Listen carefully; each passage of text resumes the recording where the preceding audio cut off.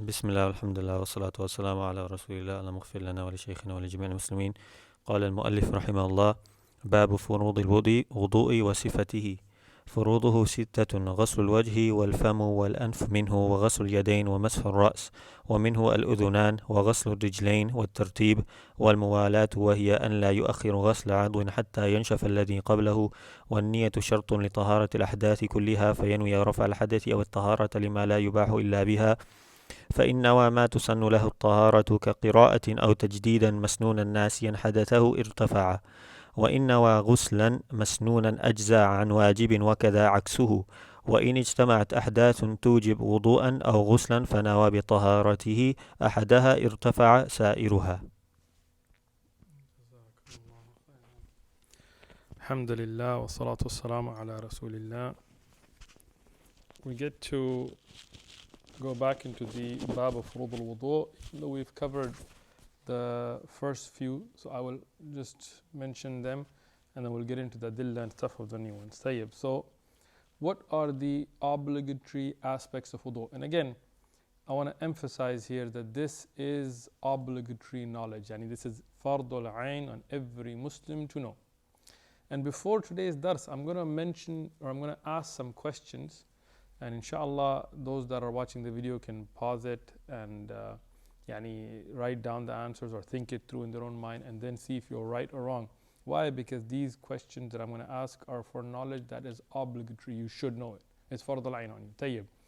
If you go to make wudu, for example, and you miss a part of your wudu, you notice that your elbow didn't get washed, the bottom of the elbow, for example, what do? Can you just go back and wash the dry part and then go back to salah? Do you have to repeat the whole wudu? Right? When you make niyyah for wudu, do you need niyyah? Is it just like washing your face in the morning? Can you just walk through a rain pour or swim through a lake without intention, and if all those parts get washed, do you have wudu? If you make niyyah, how do you make niyyah? This is something many people do. And Zād al Mustaqni, the beauty of it is it gets into a lot of those masail that are obligatory for the tullab ilms, everyday ibadah. Tayyib? But sometimes they don't get covered in other beginning mutun. So when we talk about the furūdh of wudu, there are 6, but you can number them differently. So don't get caught up in the 6. Get caught up in what they are. غسل الوجه. I need to wash the face. And as the muallif mentioned here, and as we discussed in the last dars, you should memorize these. Everybody should know these. This is not a students of knowledge thing. Every Muslim should know this. Tayyib. From that is washing the mouth and nose.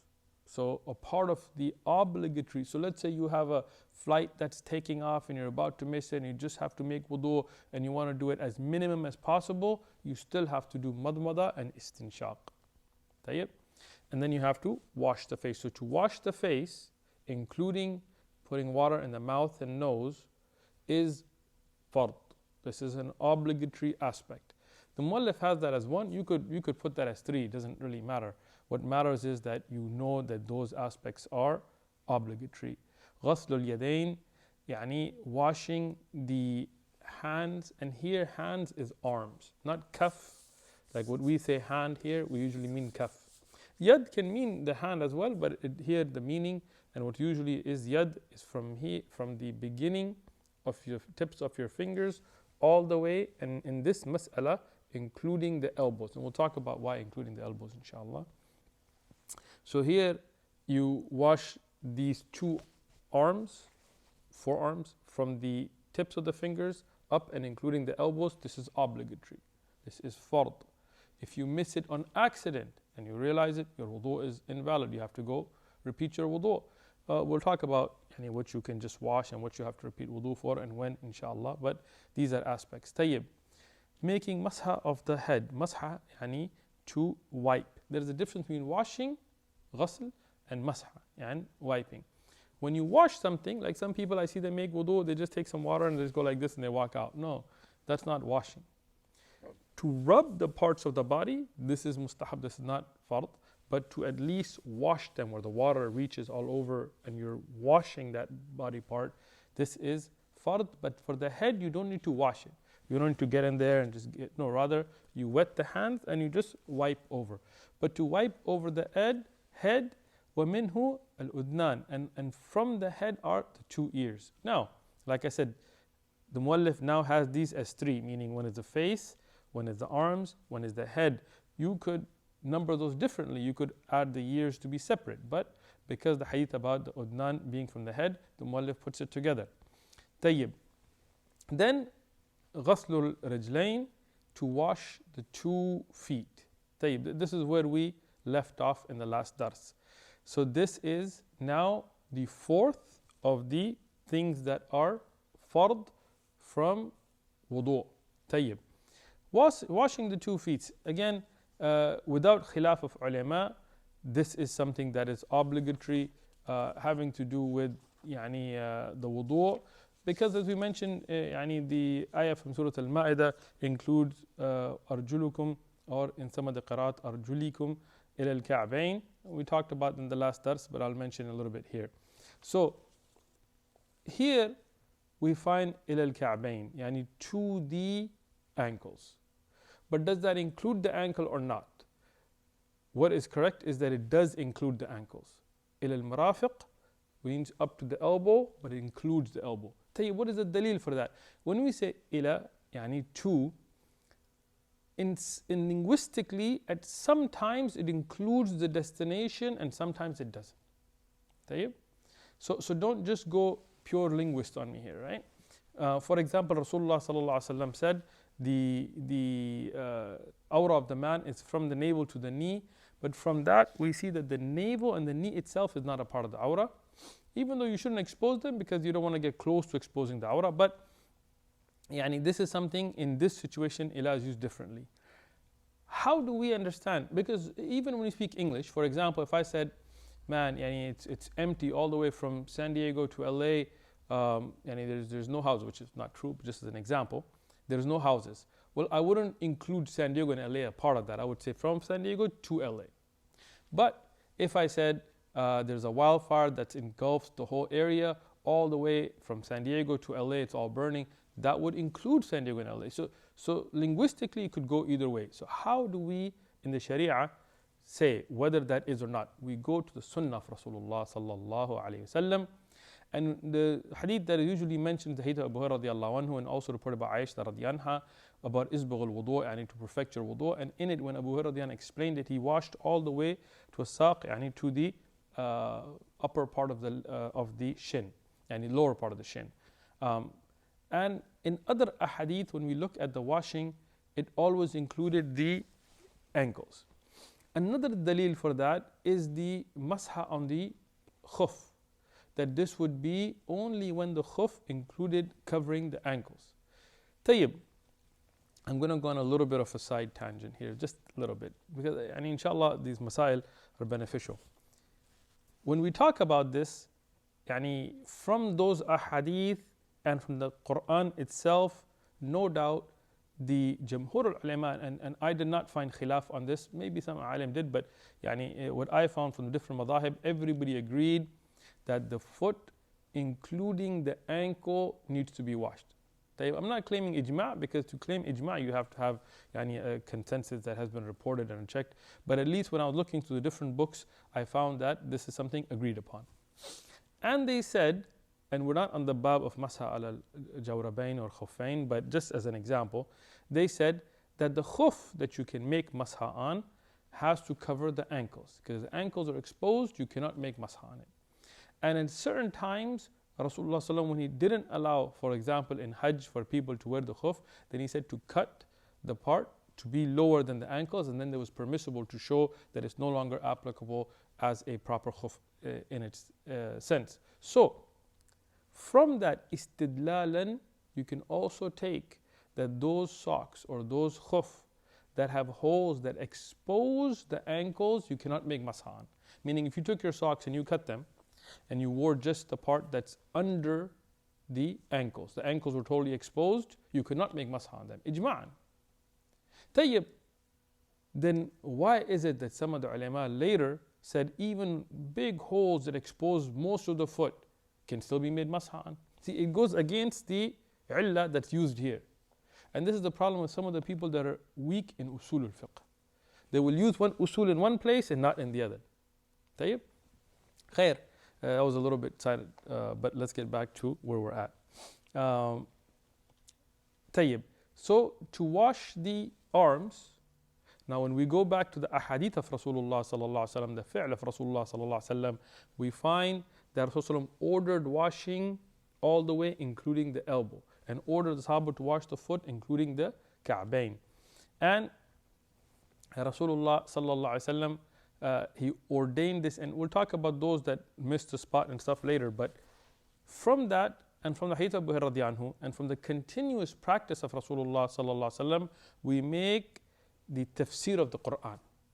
What is meant ila al-Ka'bayn or al-Marafiq is that it includes the Ka'bayn and Marafiq across the board from the ulama, because of the adillah from the actions of Rasulullah sallallahu alaihi wasallam and his teaching of the Sahaba radiyallahu anhum. Tayyib. So this is now 4 that we have mentioned. The next that is mentioned is a tartib.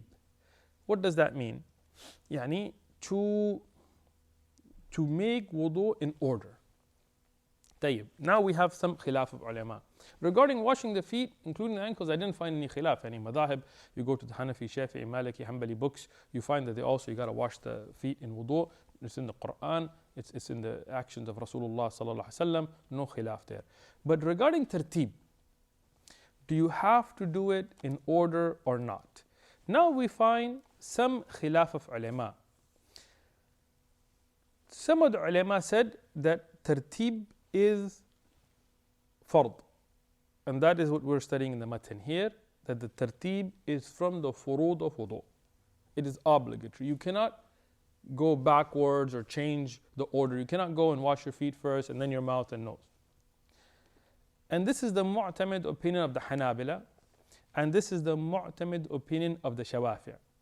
Some of the books like al-Mughridun al-Afham and things, they mention this to be from mufradat of the Hanabila, but that is wrong. This is not from mufradat, because the Shawafi', I looked in the books of al-Nawawi and others, and we find that it is no doubt also mentioned as the mu'tamid, the relied upon opinion of the Shawafi'. So both of those madhab, Hanabila and Shawafi', take that tartib is fard. It's obligatory, it's wajib, you must do it. Tayyib. 2 of the other madhahib, which is the madhab Imam Malik, al-Malikiyya, and the madhab Abu Hanifa, al-Hanafiyya, take that no, the tartib is sunnah. The tartib is not fard. So now you have 2 opinions amongst ulama, so you have to look at adillah. The first thing we look at when we look at adillah, I mean, we don't just take an opinion blindly and say, okay, this sheikh took it, khalas. Nah. And inshallah, this is for the more advanced students who should inshallah learn the adillah and follow the dalil. The first thing you always have to look at is the Quran. One of the questions that came in the group, and I'm going to address it here, even though I'll address it in the group again inshallah, is why is niyyah a shart and not fard? For example, or rukn. So you always have to look at, first thing, what is the difference linguistically between a shart and a rukn and a faridah, and we'll talk about that, and a wajib. But anything that's ordered clearly in the Quran or in the Sahih ahadith of Rasulullah sallallahu alaihi wasallam, it leads us to know that it's obligatory. But then between that, we get to the issue of forgetfulness or not forgetfulness. Tayyib? So now, when we see something like the tasmiyah, Rasulullah saying there is no wudu without tasmiyah, but is there a clear order in the Quran and the hadith that establishes this to be ruknan, that even if we take forgetfulness, you cannot leave it? We don't find that. We do see that Rasulullah ordained for people to say tasmiyah, but not with the way of showing that if it is forgotten even, it is batil. And we'll talk about, like for example, if you don't wash one of these parts, is it batil or not, and why that's so, inshallah coming up. But in a tasmiyah, we don't find that, even though we said that it is obligatory because there's no wudu without it.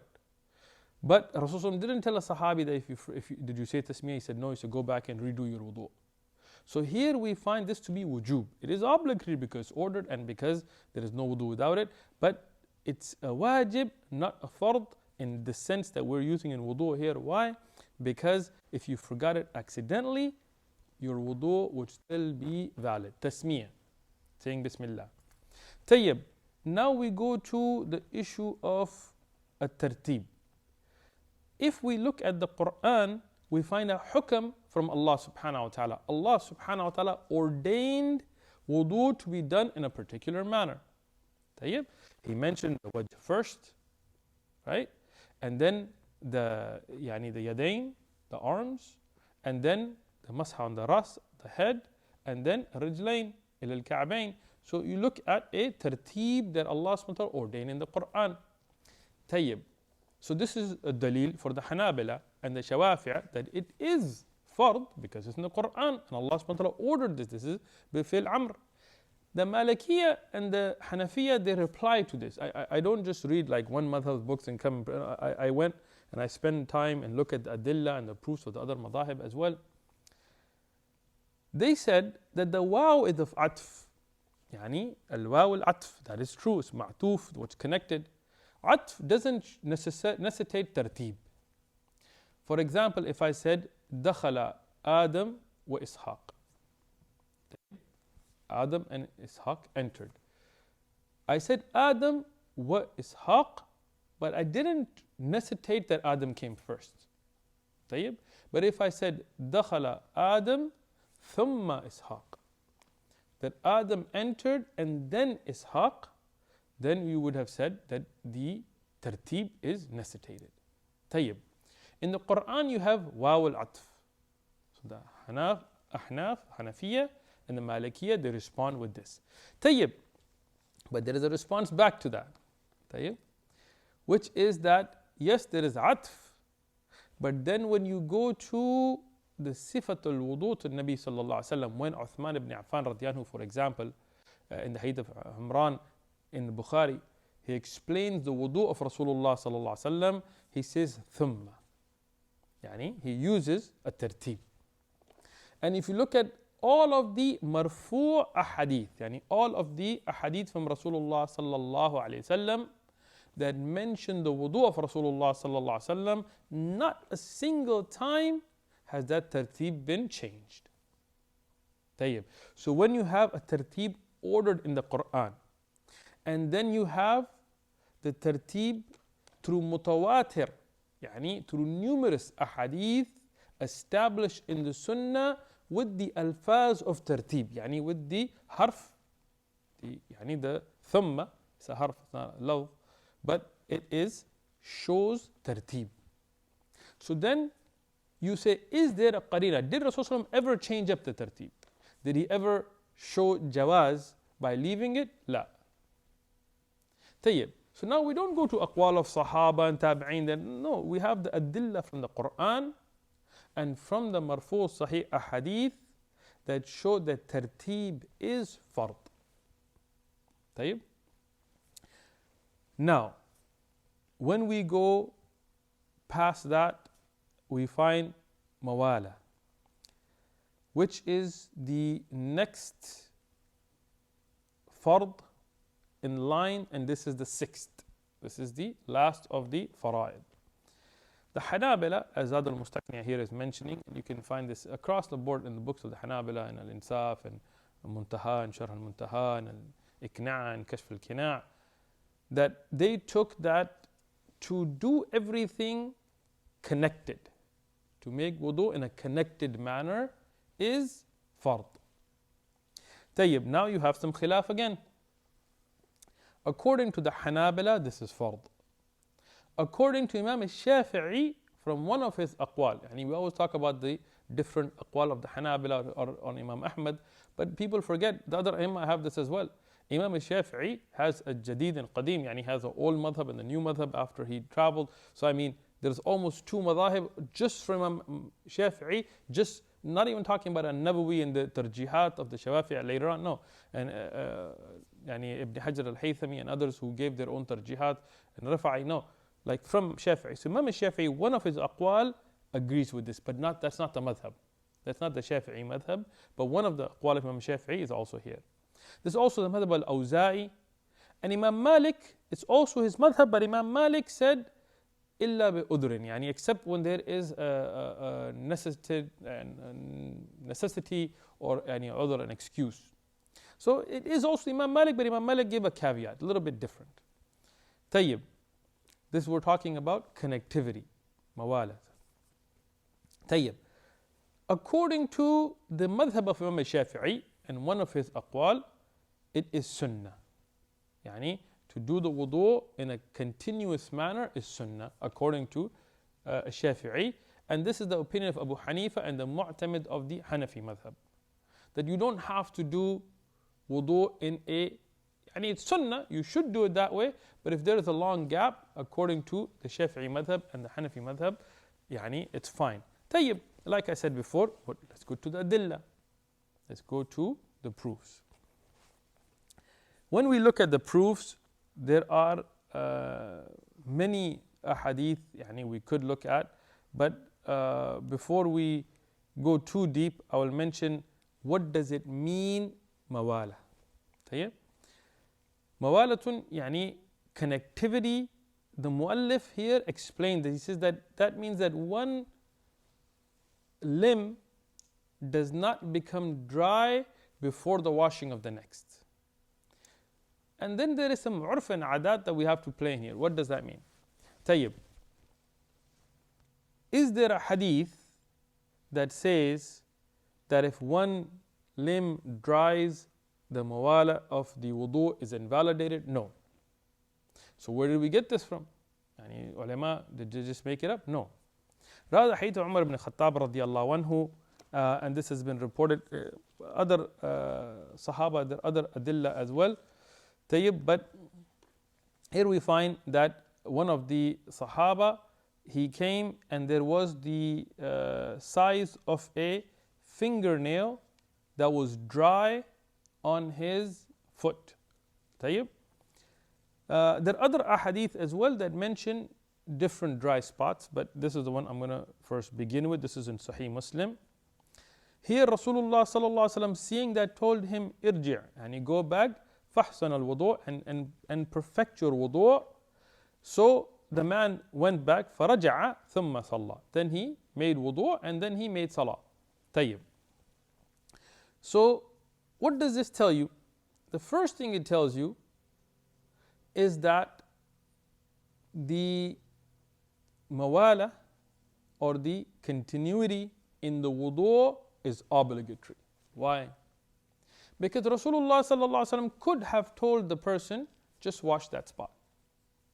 But because he had already done wudu and he already come out and he was already about to stand for salah and a time had passed where his limbs were drying, that tells us that Rasulullah didn't allow him to just go back and wash that part. Rather, he made him go back and redo the wudu. Another hadith where Rasulullah told him that to return, make wudu. This is different hadith. This is in the Musnad Imam Ahmad and al-Bayhaqi, and Shaykh Albani in Irwa al-Ghalil has authenticated it, where Rasulullah told the Sahabi who had a dry spot to go back, redo your wudu and redo your salah. Tayyib. Now this is another strong dalil. Why? Because if it was sunnah, and if any part could have been left dry or just washed out of tartib, without tartib, then that Sahabi wouldn't have to repeat the salah, right? Or he could just go wash that one part, he wouldn't have to repeat the wudu.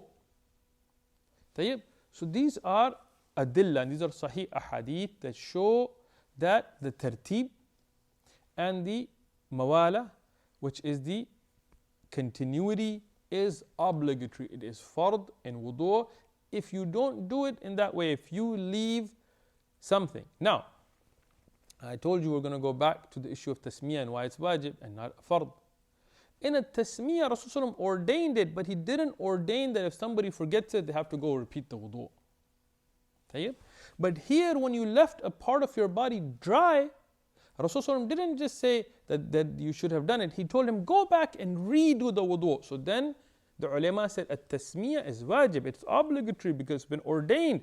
But if you forget it, you don't have to repeat your wudu. We don't have a dalil for that. But these other 6, these are obligatory. These are fard. If you forgot them on accident, like these 2 examples we gave from 2 different Sahaba, each one of them had to go back and redo the wudu. The one who had not made salah yet, he just had to do wudu and then make salah. But the other one who had finished the salah, he had to go redo the wudu and redo his salah. Tayyib. Now, this is a strong dalil that the Hanabila in this qawl and the Shawafi', this is the qawl of Shafi'i as well, that the one of the aqwal that we mentioned of Shafi'i, even though it's not the madhab of Shawafi', but this shows that the Hanabila are correct in this opinion because of the adillah.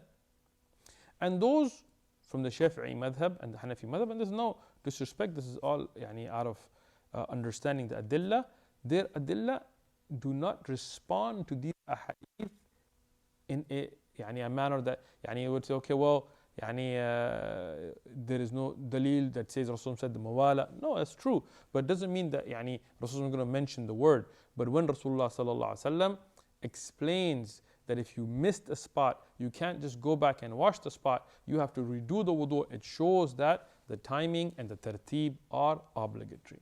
Tayyib. Now, as I mentioned, we want to talk about some practical implementation of these as well.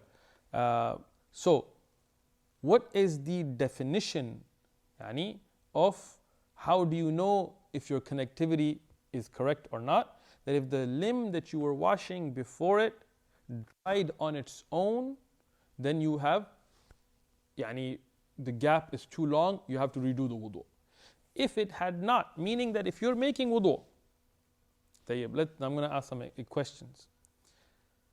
You're making wudu, you forgot to put water in your mouth and nose. You washed your hands, kaf, the hands, then you did the face, you did your arms, including your elbows, you did the masah on the ras, you did your ears, you're about to do your foot, and you said, you know what, I didn't do madmada and istinshaq. What do you do? This is fard al-ayn ilm, so what do you do? Start over? Because if according to this, because if there's mawala. Tayyib. Why would you wash your hands again? Huh? Kaffain. Because tartib Tartib is wajib. is wajib. So you washed your hands, right? You're still making wudu. You missed the tartib, so can you go back to the spot that you missed and continue from there? Depends if the step before it is fard or if it's mustahab. Excellent. So, washing the hands, what is that? It's mustahab. It's mustahab. And you already did it. And that is not ordained in the Quran. This was a good question. So, washing the hands is not ordained in the Quran. Yad is actually washing the arms. That's a different step. So, here you wash the hands, which is more of a cleansing to prepare for wudu. It's a part of wudu, but it's a cleansing. So now if you went back, you missed the madmada istinshaq, you went back to that and did the madmada istinshaq and did everything after it in order, you're fine. You would not redo that. Tayyib? Different case example. You're making wudu, you did everything correctly, you just washed your feet, you just got up and you look down and you notice that your ankle's dry. What do you do? Which ankle, the right or the left? Doesn't matter. Either one. You pick. Because if it's the left, if it's the right one, then you can't, because I don't know how to explain it. Good. You're wrong, but that's good. But that's good. Tayyib. If it's the right ankle, right, you're saying that the left ankle is after the right ankle, right? So you can't go back in tartib. That's wrong. Why? Because the tartib is ajza. Tartib is rijlain, not al-yumna wal-yusra. Al-yumna and yusra is mustahab. Remember, we talked about the sunan? See, this is why it was a good example, even if you're wrong in it, right? And this is good because this ilm is fardul ayn on you. People always ask me this, Shaykh, I want to study, but I want to memorize the Quran first. Great. I want to learn Arabic first. Great. But this ilm, you have to know. I mean, before you're hafid, before you're a linguist, before you're a mufassir, before you're an expert of mustalah al-hadith, this is fard. Because this is your everyday ibadah. Tayyib. So, if it's your foot, right or left, right? Because the yumna and yusra are only mustahab. Here, you just finished wudu, you can just wash your feet. If it's not dry, If it's not, you just finished wudu, right? Tayyib. But if you notice it and you already left the place of wudu and you're already there for salah, and then you think, oh man, you know what, I think, and your foot's already drying, now you have to go back, repeat the wudu, because the mawala is interrupted. You forgot your arms, right? And you were at your feet. Now, there is some khilaf ulama on this. Some of the ulama said you can go back to the arms because the rest was invalid anyway, and up to the arms was valid, and you can continue from there. Some said repeat it. But here is a difference. Feet is a difference because feet is the last thing you do. But even then, it depends. Tayyib. So, which is a good point to bring up, that the fard of it is the limb. For example, if I was to make wudu and I did istinshaq before madmada, or I washed my left arm before my right arm, is my wudu valid? No, it's repeated. Tayyib. I'm making wudu. I wash my hand, my kaffain 3 times. I put water in my nose, istinshaq wa istinthar, before madmada. Sunnah, we mentioned, is madmada first, then istinshaq, right? I did the nose first. I did both of them, but I did the nose first. And when I was doing the arms, what I should have done is my right arm, that is correct, but I did my left arm first. And then I did my right arm. Is my wudu valid? Yeah, because it's almost a habit. Excellent. You're right. Should I do that? No. And it's not sunnah. Don't be like, it's all right. No, it's not all right. But it's valid.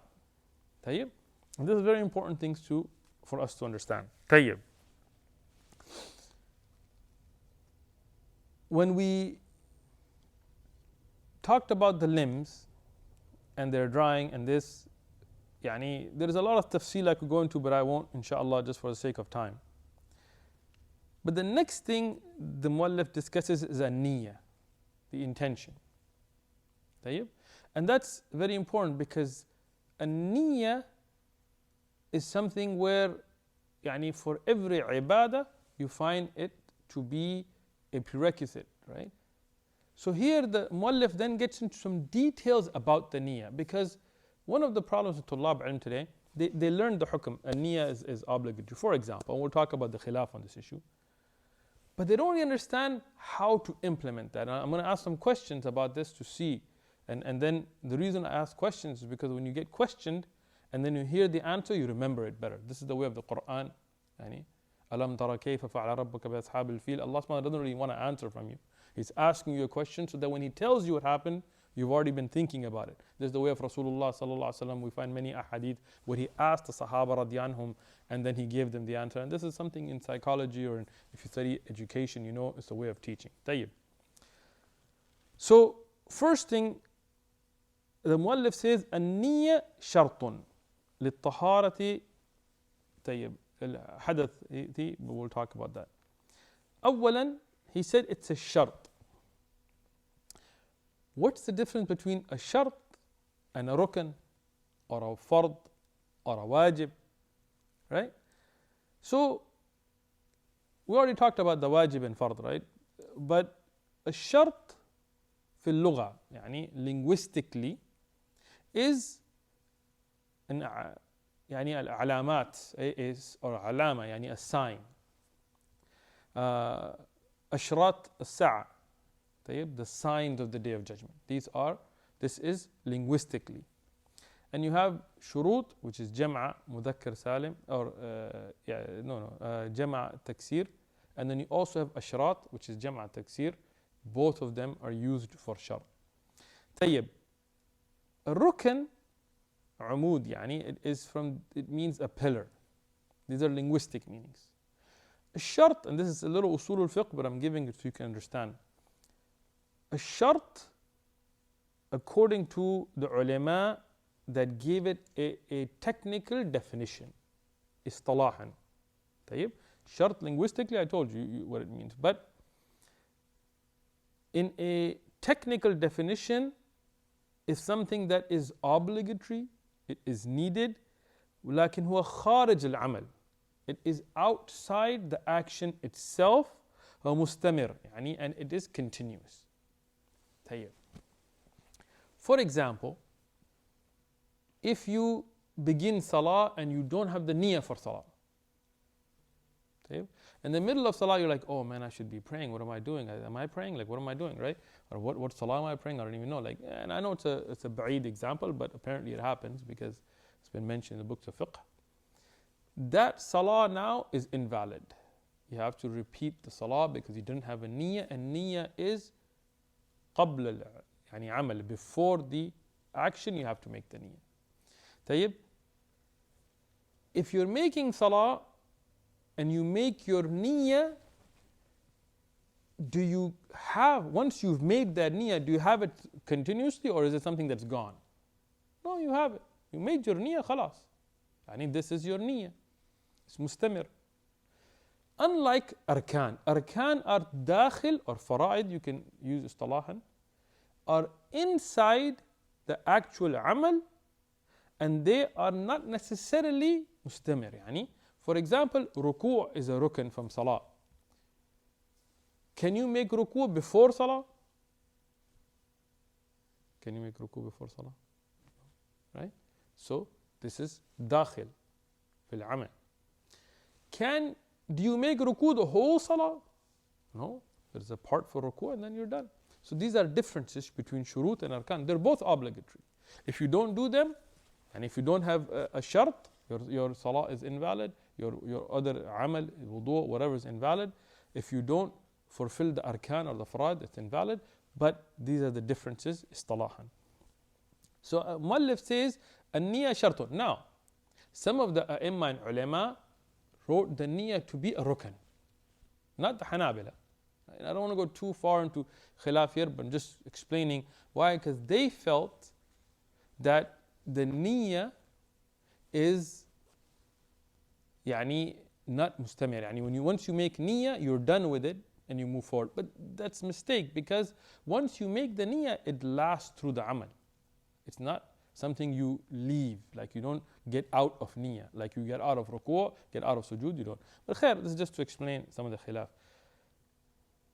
Abu Hanifa rahmatullah alayhi and the madhab al-Hanafiya, they said that a niyyah is not obligatory in wudu'. طيب. I looked up al-Hidayah and Fath al-Qadir and Mukhtasar al-Quduri, and I was reading a very interesting perspective from Ibn Abidin, one of the great Hanafi scholars that I found to be very academic, Ibn Abidin. They said a niyyah is not a shart, it's not wajib, it's not a rukn. You don't need it for wudu'. Good to have, but tayyib. What is the dalil for the Hanabila and Shawafi and others who took it to be obligatory, took it to be a shart? What is the dalil? إنما الأعمال بالنيات وكل امرئ ما نوى. يعني this famous hadith, verse in Bukhari, all of us memorizes as it is the dalil for the niyyah for almost every amal. So, for example, in salah, the Hanafiya and everybody agrees, and niyyah is يعني obligatory, it's shart for salah. But why did they differentiate? They said, well, the niyyah for salah is fard, even though there is no hadith that says a niyyah fi salah. And they use the same dalil, إنما الأعمال بالنيات, because they said the salah is a ibadah in itself. But they said a niyyah is not a shart for wudu', because they said the niyyah is for ibadat that are ibadat in themselves, taklifi, not wad'i, not those ibadat that just get you to an ibadah, and wudu' is just there for you to be able to make your salah. Tayyib. So dalil, but is it correct? Let's go back and evaluate that statement. Is wudu' only legislated for you to be able to make salah? For example, facing the qibla. You face the Qibla for Salah. طيب. Do you face the Qibla just regularly for no reason and get reward for it? No. I mean, you don't just, you're sitting and you're eating, I'm going to face the Qibla. Okay, I'm good now. Right? No. Right? So facing the Qibla is a shart for Salah, but it's not a ibadah in itself. That is correct. طيب. Wudu, Rasulullah sallallahu alayhi wasallam, he instructed us to perform wudu before sleeping. And he said, for the one who performs wudu, hadith is Hasan, before sleeping, there is a malik, an angel that makes dua for him till he wakes up. There's another hadith that his ruh goes and makes sujood, but that's a weak hadith. That is a very weak hadith. But the hadith about the malik, that's a Hasan rawaya. Tayyib, when you go to sleep, are you making salah in your sleep? Huh? But do you make wudu? Tayyib. Do you get reward just for making wudu without necessitating that it's for salah? Are there ahadith that mention that when you make wudu, that don't mention salah, when you make wudu and the water that drips from your limbs, it takes away the sins? Yes. On the Day of Judgment, Rasulullah ﷺ said he will recognize his ummah from the shining limbs from wudu. Did he connect that wudu with salah? Tayyib. What about the one who gets angry? Rasulullah ﷺ told him, is it for salah? You gotta go make salah? No. Tayyib. So when we look at these, then we find out that wudu is an ibadah in itself. When you're going to sleep and you make wudu, it's not because you're going to make salah. Because when you go to sleep at night and you wake up in the morning, your wudu is invalid. You're not going to make fajr with it. If you wake up for qiyam al-layl, you still have to make a fresh wudu for salah. So this means that this opinion is wrong. يعني بأدلة, with respect. يعني we respect the ulama, but we respect the correct opinion and the haqq more. So what is correct is that a niyyah is obligatory. Is it a rukn or a wajib? La. It is a shart. If you forgot your niyyah on accident, you just didn't make niyyah, you were just walking through, you thought about wudu, but then you didn't make niyyah for wudu, la, your salah is, it's not a wajib, your wudu is invalid. Tayyib. How long has the dars been going? 22 minutes. We'll stop here inshallah. We have a very interesting aspect about how to make niyyah for the fard and nafil, and what about if you make niyyah for a fard, for example ghusl, and then it's Jum'ah, you have to make another one for mustahab. That will be in the next dars inshaAllah ta'ala. Jazakum Allahu khairan.